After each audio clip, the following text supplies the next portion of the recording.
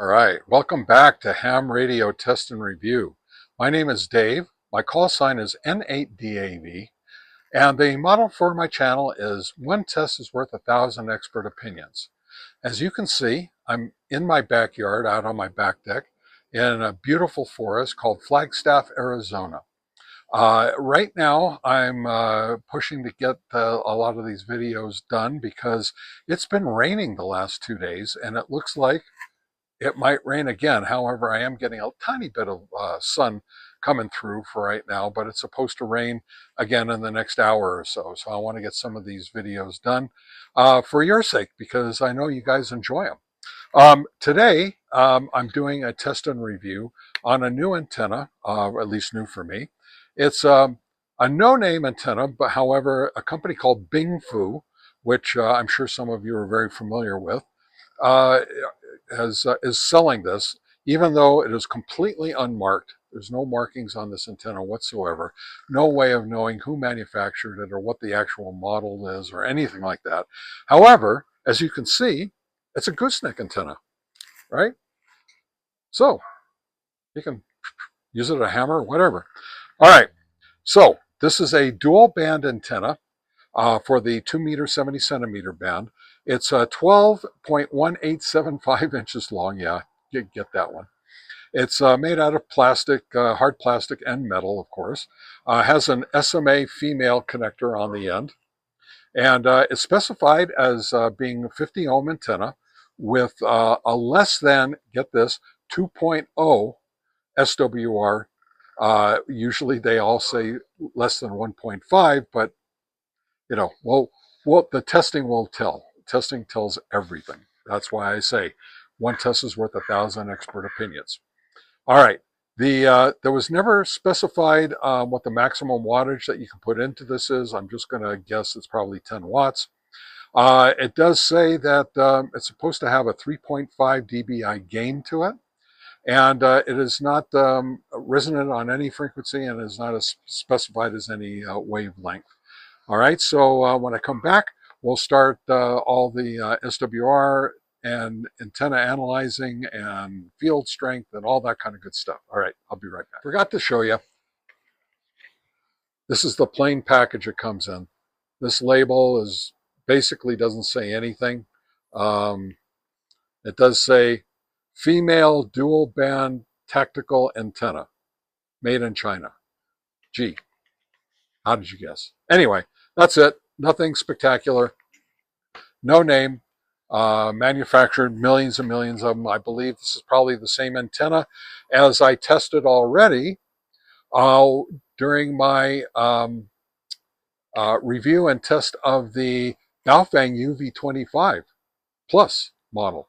It also comes with a no-name gooseneck antenna, which looks exactly like this. So if you want to see that one, you can also watch the Baofeng UV25 Plus test and review. Hasn't been quite released yet, probably in the next few days, but look forward to it and look for it. All right, guys, I want to just do a quick shout out to the Platinum Coast Amateur Radio Society in Melbourne, Florida. They're having their 60th annual Ham Fest on October 10th and Saturday, October 11th. All right, and please support these people. I want you to go out there and have a great time. Bring your kids, because they have some youth activities out there, teaching them how to solder and build a kit. And all of that is free admission for the children. There's going to be all kinds of door prizes, and there are going to be some major prizes, a swap table, a consignment table, commercial vendors, and a tailgate area. And make sure you go out there and support them. All right. Again, that's the Melbourne Ham Fest in Melbourne, Florida, on October Friday 10th and Saturday, October 11th. For more information, please go to the melbournehamfest.org website. That's melbournehamfest.org. And if you have any questions, please email hamfest@pcars, that's PCARS.org. That's hamfest at Platinum Coast Amateur Radio Society, PCARS.org. All right, very good. Go out there and support these guys. All right, back to the video. All right, first up, we are testing the Bingfu Gooseneck antenna on the 2 meter band, and we get an SWR of 1.47 to 1. Next up, we will be testing the Bingfu Gooseneck antenna on the 70 centimeter band. And we get an SWR of 1.02 to 1. And last but not least, for all of my GMRS fans out there, I'll be testing the Bingfu Gooseneck antenna on the channel 16 of the GMRS band, and we get an SWR of 1.07 to 1. Okay, we're going to test the Bingfu Gooseneck antenna on the 2-meter band. This defaults to 2 meters, and we always test at 146.520. We have an SWR of 2.391. Next up, the Bingfu Gooseneck antenna. We're going to test on the 70 centimeter band.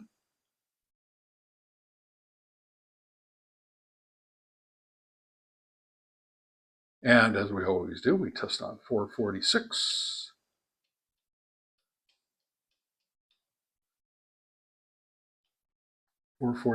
We get an SWR of 1.532. And last but not least, we'll be testing on the GMRS band.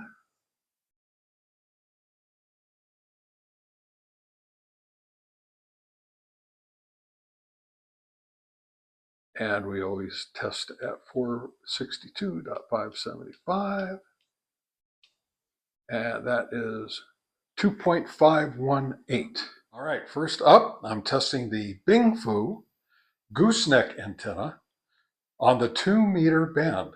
Now, before I do, I just want to let you know, at the end of the video, I will recap the results of the field strength test, and I will compare them with other antennas that I've tested over the years. And just know that I run this test every single time at an exact prescribed length with the same exact handheld radio on high power with a brand new fresh battery. All right, so the only thing different in all of these tests is the antenna that I'm using to test itself. So here we are, first on the 2-meter band. All right, next up is the Bingfu Gooseneck antenna field strength test on the 70 centimeter band. And last but not least, for all of our GMRS fans out there, I am testing the Bingfu Gooseneck antenna on GMRS channel 16. And if you like my content, please consider subscribing to my channel. And if you want to see more of it, please click on the bell icon so you can be notified every time I do release a video. All right? Thank you very much. I appreciate your consideration. All right. It's a beautiful day here in Flagstaff, Arizona. It's been raining for 3 straight days, so this is the first day of nice clear weather. It's very cool outside, but it's still beautiful, as you can see behind me. So I'm back from the park doing the antenna tests on the Bingfu Gooseneck antenna, right? I like to bend it, don't you? Okay, so what did we learn today from all the testing that we did? So the 70 centimeter, don't forget we tested on 2 meter, 70 centimeter, and on GMRS channel 16, like we do all dual band antennas. On 2 meter, we got on the power SWR meter, we got 1.47 to 1 at 146.52. And then we got 1.02 at 446. And then on channel 16 GMRS, we got 1.07 at 462.575 channel 16. So it's obvious that this antenna has been tuned to the 70 centimeter band. But don't forget, this is an antenna with a big coil in it, so it is a compromised antenna. So just keep that in mind as we go through all this stuff. Now, the NanoVNA test results, I got 2.391 on 2 meter, 1.532 on 70 centimeter, and 2.518 on channel 16. Now, those are a little bit wider apart from the power SWR meter that I really like, except on the 70 centimeter band. So, you know, which one is right? I always like to say that the power SWR meter is more of a general reading, while the NanoVNA is giving more of an exact reading. So I would believe the NanoVNA over the power SWR meter most of the time. So, how did we do with the field strength testing? On 2 meter, we got minus 2.5 dBi. 70 centimeter, we got minus 5.0 dBi. And on GMRS, we got minus 5.9 dBi. This was slightly less than average for all the other antennas that I tested. And so, you know, you might think, well, a little bit higher SWR. This thing was definitely tuned towards 70 centimeter and not towards the other bands.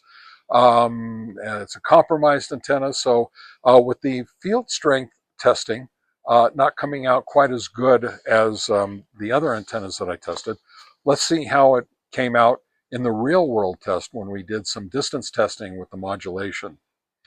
On the When I tested this antenna, if you remember, it took 2 tries to get the antenna to hold the repeater open. It barely held it open for half of my test string on the first time, and then it did hold it open the second time for the full string. But as you also remember, it was a lot of static, and you could hear just about at the maximum range. So I consider this a fair test since it did hold the repeater open, but just barely. So you know what? You know, all these tests, the SWR tests, that kind of point to not being such a, or I'm sorry, the SWR and the field strength tests kind of point to it maybe not being the greatest antenna. And guess what? You go out there and you do a real world test and you see that it's not the greatest antenna, but it did make it all the way in, and I have to give it that much credit. All right, so it's a fair antenna. If you're looking for a gooseneck antenna, at the price I paid for this, it was $15.99. I don't know if you consider that a good price or not, but for 22 bucks, you can get a signal stick. For around $22 or $24, you can get a nice diamond or comet antenna that does a lot better than this. There were other antennas like the Nagoya 771, which also does better than this antenna for about the same price, maybe just a couple of dollars more. So, you know, would I recommend this antenna? No, I wouldn't recommend it. But if you're looking for a gooseneck antenna, if that's what you really want, great. Go ahead, go knock your socks off. I think you'll find that it's not a bad antenna. It's not a great antenna for $15.99. And also, don't forget, these antennas are OEM or standard equipment on some HTs that you get, like the UV25 Plus that I tested. That test is coming out, I think, tomorrow, October 30th, I believe. So don't count me on that. My memory's not great. Anyway, that's what we learned today on all this testing that we did. My name is Dave. I'm with Ham Radio Test and Review. My motto is one test is worth 1,000 expert opinions, saying 73 and so long.